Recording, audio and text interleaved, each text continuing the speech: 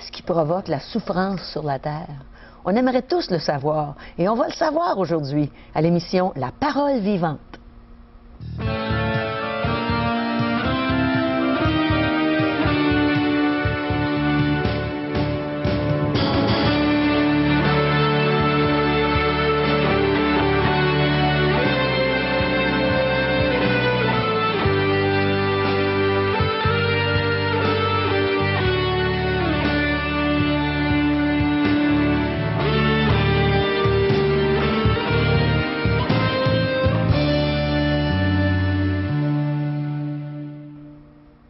Bonjour et bienvenue à l'émission La Parole vivante. On va continuer aujourd'hui à visionner ce merveilleux film de l'espoir et j'espère que ça va mettre de l'espoir dans chacun de vos cœurs. Et aujourd'hui, j'ai la joie de vous faire un chant que je vais interpréter un peu plus tard et on va avoir un témoignage très intéressant, celui de M. Toblake Roy. Mais n'oubliez pas qu'on veut connaître vos questions, on veut connaître vos pensées, ce que vous aimez, ce que vous n'aimez pas. Alors contactez-nous à 1-877-L'Espoir, 1-877-537-7647 ou sur notre site web espoir.ca. Alors, à l'émission La Parole vivante, on fait un beau voyage et on n'a pas besoin de se déplacer. On a juste à écouter ce qui se passe avec notre beau film Espoir. Et Régent est ici aujourd'hui pour répondre à notre question. Bonjour, Régent. Bonjour, Caro. Qu'est-ce qui provoque la souffrance sur la Terre, Régent? On a besoin d'un bon diagnostic du grand médecin qui est notre Dieu, le médecin de l'âme, dont notre aspect spirituel, notre aspect immatériel a besoin de soins. Mais comment faire pour réaliser que, justement, les origines du mal, c'est les conséquences de la désobéissance de l'être humain ou désobéir à la loi de Dieu? Est-ce que ça veut dire que c'est le péché qui provoque? Le péché, c'est le mot que Dieu utilise. Offense, on a offensé Dieu, c'est ce que veut dire le mot péché. On a offensé notre Créateur d'une vaine manière de vivre qu'on s'est choisi, chacun d'entre nous, de faire ce qui nous semblait bon, alors que Dieu a un plan merveilleux pour notre vie, c'est ce qu'on voyait la dernière fois. Revenir à ce plan, c'est ça, revenir donc à ce que Dieu veut que nous fassions afin qu'il soit glorifié à travers sa création. C'est le but pour lequel on a été créé, c'est ça, d'être en harmonie avec notre grand Dieu. Il y a un verset que je vais vous lire qui se trouve dans l'Épître aux Romains.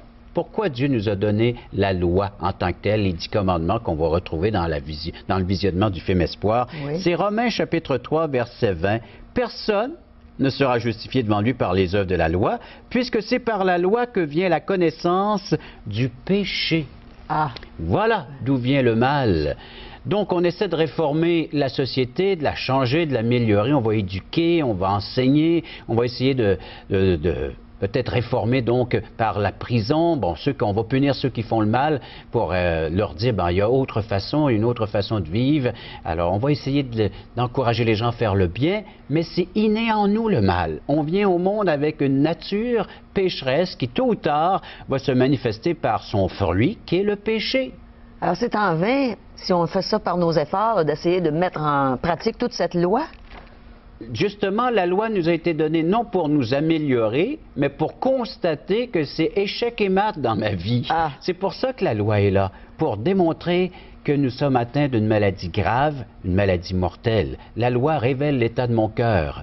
Et c'est seulement par un miracle, une intervention divine, c'est les mots que j'utiliserai présentement, nous avons besoin d'un nouveau cœur, un nouvel esprit, et c'est seul Dieu qui peut nous accorder ça. Il faut aller vers lui pour lui demander. Il est le médecin, alors donc, oui, il nous donne le verdict, pécheur, mais voici comment faire maintenant pour changer cet état moral et spirituel de chacun d'entre nous. Il ne nous laisse pas tout seul comme ça dans notre péché. Au contraire, il nous offre son aide, il est présent, il nous a laissé les Saintes Écritures afin que nous puissions réaliser l'état de notre être moral et spirituel qui est déchu et comment faire pour obtenir maintenant ce nouveau cœur, cette nouvelle vie qui sera agréable à notre Dieu, qui est offerte tout simplement gratuitement. Je dis tout simplement gratuitement parce qu'il a tout payé pour nous, il a tout fait, il a tout accompli et il nous l'offre gratuitement à la personne de Jésus. Ah, c'est merveilleux. Tu nous mets l'eau à la bouche, Régent. J'ai hâte d'entendre ce qui s'en vient, n'est-ce pas?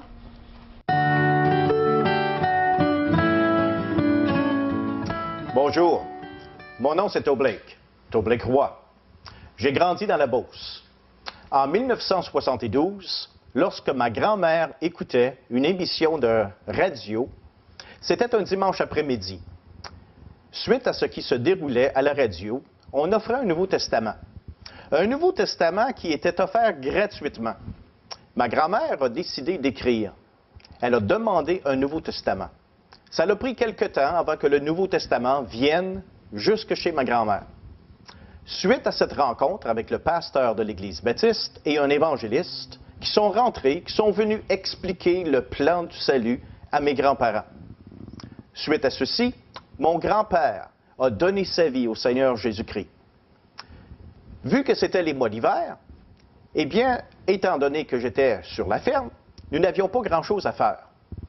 Alors, c'est là que ma grand-mère a invité ses 5 enfants à venir écouter ce prêtre baptiste. Pour nous, les enfants, nous étions tout joyeux d'aller à cette rencontre, mais on ne savait pas vraiment de quoi il s'agissait. Sur une période de 2 ans, j'ai écouté à plusieurs reprises le message que Jésus-Christ nous donnait dans les Saintes Écritures. Je ne comprenais pas immédiatement. Ça m'a pris quelque temps. Ensuite, un bon soir, je lisais les Saintes Écritures lorsque je me suis aperçu que tout ce que j'avais fait dans ma vie, je pensais être un bon petit gars. J'étais quelqu'un qui servait à la messe. J'étais quelqu'un qui priait assez régulièrement à ma statue de Marie. J'étais quelqu'un qui serrait presque à chaque soir dans mes bras mon crucifix. Et là, je me suis rendu compte, en lisant Exode, chapitre 20, que mes idoles ne pouvaient aucunement me donner l'assurance du salut en Jésus-Christ. J'ai commencé à lire la parole de Dieu et j'ai compris que seul le salut était offert par Jésus-Christ. Alors un bon soir, je me suis agenouillé et j'ai dit, Dieu, Seigneur Tout-Puissant, Dieu de la Bible, viens dans ma vie. Et ça a été une expérience merveilleuse pour moi. Non seulement pour moi, mais pour ma famille également. Mon père a réalisé qu'il était pécheur, qu'il devait accepter le Seigneur. Ma mère, ma sœur aînée, mon frère cadet. Et au mois de juillet 1972, toute notre famille a passé par les eaux du baptême pour confesser le Seigneur Jésus-Christ comme notre sauveur personnel. En plus, j'ai eu le privilège de grandir à partir de cet instant dans un foyer chrétien. Et pour moi, ça est devenu évident que le Seigneur m'appelait à temps plein dans le ministère. Et c'est à l'âge de 17 ans que j'ai été à l'école biblique pour m'éduquer, pour me former, pour être un jour à temps plein dans le ministère. Aujourd'hui, j'ai le plaisir de servir le Seigneur à temps plein. Et si vous êtes une de ces personnes qui cherchent toujours le Seigneur Jésus-Christ, qui ne sait pas réellement si une fois que vous mourrez, si vous allez aller au ciel, je vous invite, par la grâce du Seigneur Jésus-Christ, de venir au Dieu de la Bible en toute humilité, de lui confesser vos péchés. Et c'est lui, et lui seul, qui pourra vous donner la certitude de votre salut. Comme c'était le cas pour moi, ma sœur, mon frère, mon père, ma mère et mes grands-parents. Le Seigneur peut faire un travail très efficace dans votre famille. Et s'il y a un besoin quelconque que vous avez, c'est le Seigneur Jésus-Christ, que lui, il peut répondre à chacun de vos besoins. Merci de votre attention et que le Dieu Tout-Puissant vous bénisse.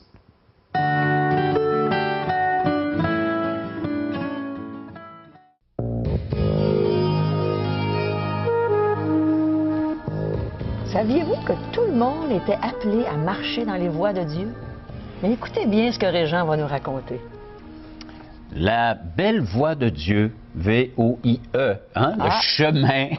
Alors donc, nous sommes tous invités, tout l'être humain, alors l'humanité entière était appelée à marcher dans ces voies, dans ce que le chemin est tout tracé d'avance, mais les gens ont refusé d'entrer par cette voie, par ce chemin qui mène à la vie, nous dit les Saintes Écritures. Oui. Et on a un bel exemple, c'est le peuple juif qui était appelé à rentrer dans la terre promise en suivant le chemin, la voie que Dieu avait tout tracée d'avance.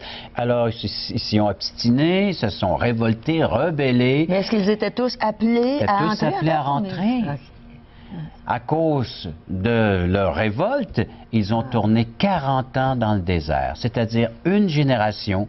Dieu dit, cette génération n'y rentrera pas et la future pourra rentrer et bénéficier. Mais tout au long de ces 40 ans, Dieu n'a pas abandonné les siens. Il s'est manifesté maintes et maintes façons. Il les a nourris, il les a abreuvés, il a pourvu à leurs besoins. Quand on lit un texte que pendant 40 ans, même les sandales ne se sont pas usées de leurs pieds, alors Dieu a protégé. Est-ce que c'est vraiment le cas? C'est ce qui est arrivé. Dieu a pourvu aux besoins de ces gens-là. Malgré leur rébellion, leur révolte, leur incrédulité de ne pas marcher, de suivre la voie de Dieu. Et Dieu envoie les 10 commandements, la loi que nous retrouvons dans le livre d'Exode, ce qui va être visionné aujourd'hui dans le film L'Espoir. Cette partie contient beaucoup de questions en rapport avec des passages de la Bible importants pour comprendre le péché et d'en être convaincu. Convaincu que quoi? On que connaît nous les sommes pécheurs? des pécheurs, convaincus. Alors, connaissez-vous les 10 commandements? Nous allons les voir. Connaissez-vous pourquoi cette loi nous a été laissée, les fondements de cette loi? Imaginez un jour, là, où que tout le monde observerait les 10 commandements ou la loi de Dieu. Qu'est-ce qu'on vivrait, là, sur cette terre? Pouvez-vous vous imaginer un monde qui dit oui à la voix de Dieu et qui observe les lois? Il n'y aurait pas de meurtre? Pas de meurtre. Pas d'adultère? Pas d'adultère. Tout le monde aimerait Dieu de tout son cœur? On serait tous remplis, animés d'amour pour notre prochain. Pas de convoitise. Pas d'idole? On honorerait nos parents, on respecterait les autorités. Oui. Ce serait un monde merveilleux, hein? Oui. Mais tout à fait impossible, malheureusement. Ce serait le paradis sur terre. À cause de la nature pécheresse qui nous est décrite, dépeinte dans les Saintes Écritures. Mais ça serait tout un événement de vivre seulement 24 heures de toutes ces lois. Est-ce que tu penses qu'on va vivre ça un jour, Régent? Nous allons avoir, c'est une belle question, ça, Caro, parce que Dieu promet qu'il rétablira l'ordre ici-bas sur cette terre. Il viendra en tant que roi, il va établir son royaume et tous les sujets, les habitants de la terre vont pouvoir se soumettre à cette loi. Et ça sera l'harmonie. Il nous est décrit dans le prophète Ésaïe, ça va être la paix entre les animaux entre eux. Il y a des animaux, naturellement, on voit qu'est-ce qui se passe. Et l'enfant pourra s'amuser avec ces mêmes animaux, juste pour expliquer que ce sera l'harmonie. Alors, dans tout cet aspect de la création, et surtout l'harmonie entre la création qui est l'homme et Dieu, son créateur. Il n'y aura plus de guerre, il n'y aura plus de chicane. Imagine, hein? Alors, on n'aura plus besoin de ces prisons, de ces policiers, puis de tout ce qui essaie de faire régner l'ordre présentement. Jésus sera là pour faire régner l'ordre, établir l'ordre parmi les choses. Alors Dieu veut que nous visions ces choses-là. Et pour l'instant, un temps de grâce, pourquoi? Parce que le pécheur, donc dans sa nature qui s'est révolté, rebellé contre Dieu, Dieu vient en la personne de Jésus pour établir déjà dans le cœur des croyants cet ordre, cette harmonie avec le Créateur. Eh là là. J'ai hâte à ce jour, Régent.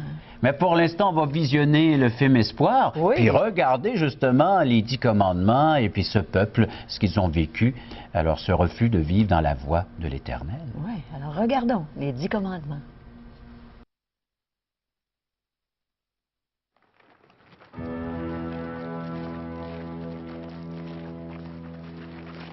Depuis l'Égypte, Dieu conduisit le peuple hébreu vers une montagne dans le désert appelée Sinaï. C'est là que Dieu déclara que si le peuple hébreu lui obéissait, il serait béni, il lui appartiendrait comme son trésor et qu'il serait son représentant devant toutes les nations de la terre. Le peuple répondit qu'il ferait tout ce que Dieu demanderait. C'est ainsi qu'au milieu des éclairs et du tonnerre, de la fumée et du feu, Dieu descendit sur la montagne et Moïse monta sur la montagne pour rencontrer Dieu.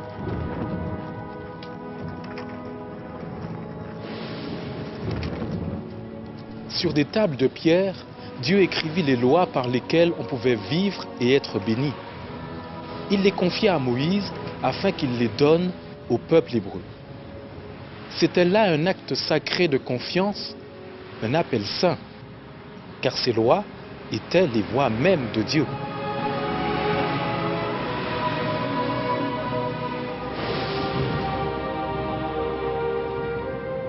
Mais Dieu savait bien qu'à cause du péché qui avait infecté l'humanité, le peuple serait incapable d'observer ses lois. Alors, Dieu montra à Moïse comment bâtir un endroit sacré, où sa présence habiterait parmi eux et où le peuple pourrait apporter des animaux à sacrifier comme offrande. Le sang des animaux serait comme une couverture, afin que Dieu ne regarde pas leurs péchés. Je suis l'Éternel ton Dieu. Tu n'auras pas d'autre Dieu devant ma face. Mais si ces sacrifices couvraient le péché, ils ne pouvaient l'ôter.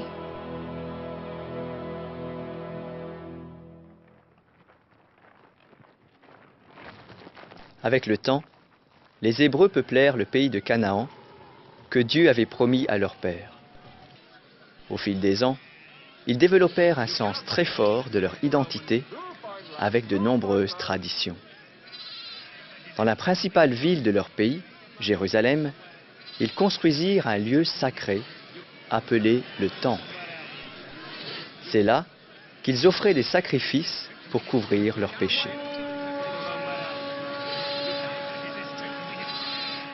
Pendant plus de 1000 ans, les Hébreux essayèrent de vivre comme Dieu le leur avait ordonné. Mais à de nombreuses reprises, ils s'écartèrent de Dieu, allant jusqu'à suivre de faux dieux. Lorsqu'ils ne revenaient pas à Dieu, Dieu les reprenait, souvent en leur envoyant une nation étrangère qui envahissait leur pays et les dominait. Les Hébreux reconnaissaient alors leur infidélité et criaient à Dieu pour qu'il les délivre. Alors, Dieu suscitait un chef pour délivrer le peuple de ses oppresseurs. Et le peuple renouvelait son engagement à vivre selon les lois de Dieu.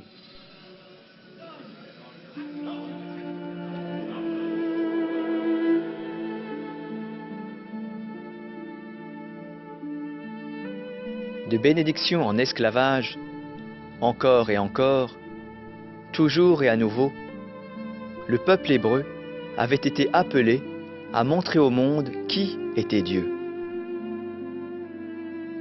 Mais à cause du péché qui avait infecté le monde, il ne parvint pas à marcher dans les voies de Dieu sans chuter. Dans le jardin d'Éden, Dieu avait promis d'envoyer un libérateur. Par les prophètes hébreux, Dieu donna des centaines de promesses au sujet de ce libérateur qui un jour aurait une victoire éternelle sur Satan, le péché et la mort. Jour après jour, année après année, de génération en génération, montait dans le temple la fumée des sacrifices, rappelant constamment au peuple hébreu le besoin d'un libérateur pour l'humanité. Mais quand viendrait-il? Comment viendrait-il? Finalement, certains ont même dû se demander s'il viendrait réellement. Jusqu'à quand? Alors, on a vu les 10 commandements. Régent, je pense que tu as sûrement quelque chose à ajouter après avoir visionné ce film pour nous aider à vraiment comprendre les choses telles qu'elles sont.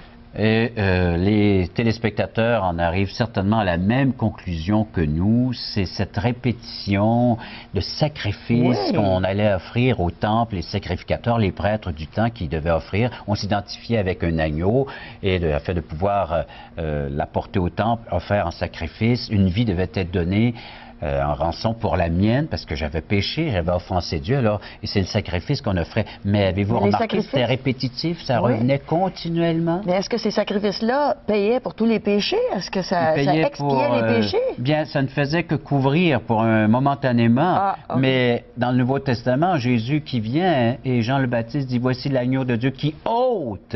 Ah là, on cesse de répéter, il est fait une fois pour toutes. Ça, c'est l'Épître aux Hébreux, justement, qui nous réfère à l'Ancienne Alliance, à l'Ancien Testament, ce que nous venons de voir dans le film. Je vais vous lire quelques textes. Hébreux, chapitre 7, verset 26. Il nous convenait en effet d'avoir un souverain sacrificateur comme lui, en parlant de Jésus, saint, innocent, sans tache, séparé des pécheurs et plus élevé que les cieux, qui n'a pas besoin, comme les souverains sacrificateurs, d'offrir chaque jour des sacrifices, d'abord pour ses propres péchés, parce que le prêtre est un pécheur lui-même, ensuite pour ceux du peuple, car ceci il l'a fait une fois pour toutes en s'offrant lui-même. En effet, La loi établit souverain sacrificateur des hommes sujets à la faiblesse, mais la parole du serment ou de la promesse faite par Dieu, qui a été faite après la loi, établit le Fils qui est parfait pour l'éternité. Donc, le Fils n'avait pas péché. C'est pour ça qu'il était un sacrifice Voilà parfait. pourquoi il peut s'offrir en sacrifice parfait. Et Hébreux 9:11. Mais Christ est venu comme souverain sacrificateur des biens à venir. Il a traversé le tabernacle plus grand et plus parfait qui n'est pas construit de main d'homme, la maison de Dieu, et c'est-à-dire qu'il n'est pas de cette création. Il est entré une fois pour toutes dans le lieu très saint, non avec les sangs des boucs et des veaux, mais avec son propre sang, ayant obtenu une rédemption éternelle. Ah là là. Éternel, un salut éternel, une délivrance parfaite. Est-ce que c'est pour tout le monde, ce salut? Et ce salut est offert à quiconque veut bien l'accepter, veut bien le recevoir aujourd'hui. Ah là là. Il est offert encore, puis vous savez qu'il est disponible à quiconque veut bien tendre la main vers Dieu et accepter ce cadeau. Il l'offre gratuitement, sans aucun mérite de notre part, sans aucun sacrifice de notre part, parce que c'est le sacrifice qui seul peut ôter le péché, c'est celui de Jésus. Donc, on n'a pas besoin d'ajouter quoi que ce soit. Quoi que ce soit, il est parfait. Regardez, Hébreux 10:18. Or, là où il y a pardon des péchés, il n'y a plus d'offrande pour le péché. Pourquoi? Parce que Dieu, en la personne de Christ, celui qui se réfugie en la personne qui met sa confiance, sa foi en Jésus-Christ, ses péchés lui sont pardonnés, effacés complètement, plus aucune trace de ses péchés. Et maintenant, il peut nous voir à travers un être parfait, donc il nous voit aussi parfait. Nous avons atteint ce que la loi ne pouvait pas faire de nous, bien la foi en Jésus-Christ l'accomplit pleinement. Elle fait de nous de ces êtres qui peuvent maintenant vivre en harmonie, être en relation, et non pas seulement pour cette vie présente, mais pour l'éternité. Et on est sûr de ne pas le perdre, ça, là, une fois qu'on l'a reçu. Une fois que nous l'avons reçu, l'Esprit de Dieu nous dit que maintenant nous lui appartenons, nous sommes acquis pour toujours, nous sommes ses enfants, des enfants de Dieu, par adoption. Il nous a adoptés. Puis on est ses enfants éternellement. Il nous a choisis. Personne ne peut nous ravir de sa main. Personne. Et ça, tu es en train de nous citer l'Évangile de Jean, chapitre 10. C'est la réalité, mes chers amis, c'est la vérité. Confiez-vous en Jésus présentement. Allez vers Jésus, demandez-lui pardon de vos péchés. Repentez-vous, abandonnez le mal que vous commettez aujourd'hui et il vous donnera la force, la puissance de pouvoir vivre maintenant en nouveauté de vie en tant qu'enfant de Dieu, de bénéficier de ses soins, de l'être qu'il est. Il sera présent dans votre vie et vous serez présent avec lui pour toujours, jusque dans l'éternité. Merci, Régent. C'est tellement bon de goûter à la présence de Dieu et de savoir qu'un jour, cette présence va être là continuellement, parfaitement, sans jamais le perdre de vue. C'est merveilleux. Alors, j'aimerais maintenant vous chanter un chant, justement, qui vous invite, qui invite le peuple de Dieu à marcher dans ses voies. Ça s'appelle « Viens, peuple de Dieu ». Écoutons ensemble.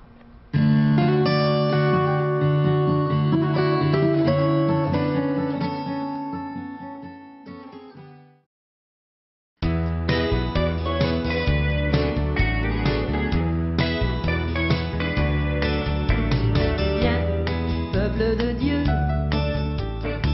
le Seigneur est au rendez-vous.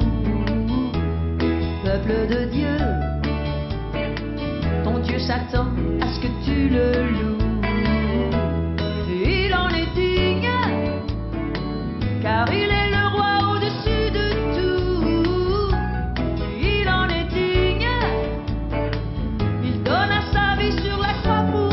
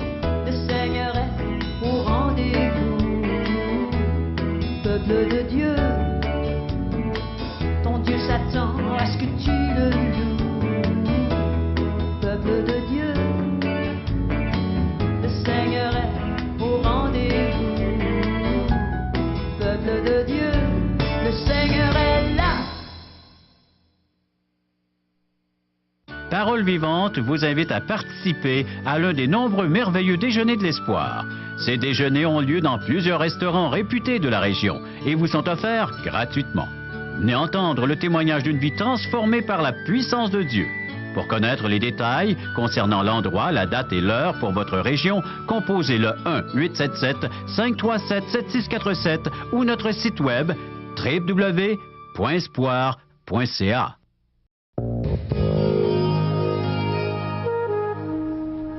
Est-ce que vous avez déjà assisté à un de nos merveilleux déjeuners de l'espoir?